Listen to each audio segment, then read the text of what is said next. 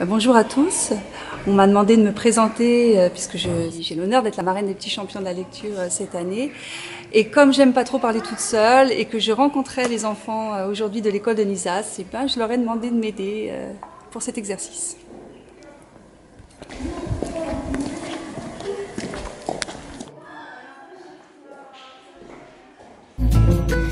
Il y a là la littérature, le manque d'élan, l'inertie, le mouvement.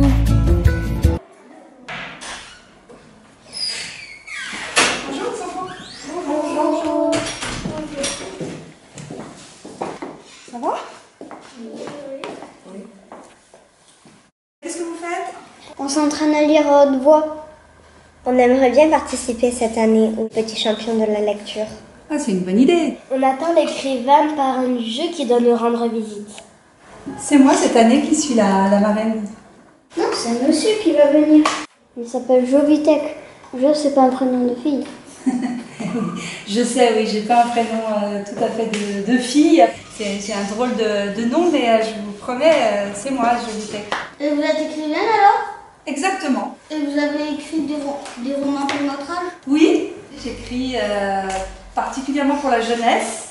J'ai pas mal écrit de romans autour de l'adolescence, mais depuis quelque temps, j'adore avoir des héros de 10-11 ans. D'ailleurs, ma prochaine petite héroïne, Ginny Manzati, elle a 10 ans. Pourquoi tu as accepté d'être la marraine des petits champions de la lecture? Déjà parce que c'est un honneur, je suis ravie d'être une marraine et d'encourager à la lecture un peu partout. Et puis surtout parce que la lecture à voix haute, quand j'avais votre âge, ça a été très important pour moi. Parce que j'étais une petite fille très timide. Je n'osais pas lever le doigt. En revanche, quand j'allais au tableau et qu'on me demandait de dire les mots des autres, dire les mots d'un poète ou lire un texte à l'oral, alors là, quelque chose de magique se produisait. Je me libérais, j'arrivais à parler, à dire tout ce que je n'arrivais pas à dire grâce aux mots des autres. Donc j'ai compris à votre âge que les mots et moi, il y avait quelque chose qui nous liait.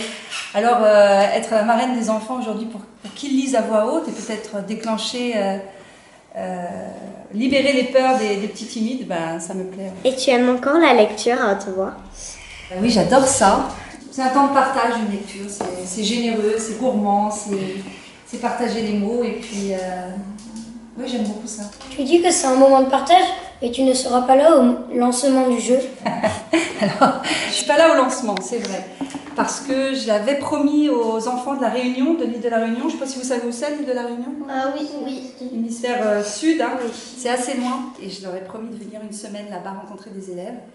Donc ça fait longtemps qu'on l'a préparé et voilà, j'ai pas pu me libérer pour être à Paris cette année. En revanche, je serai là pour la clôture du jeu à Paris au mois de juin.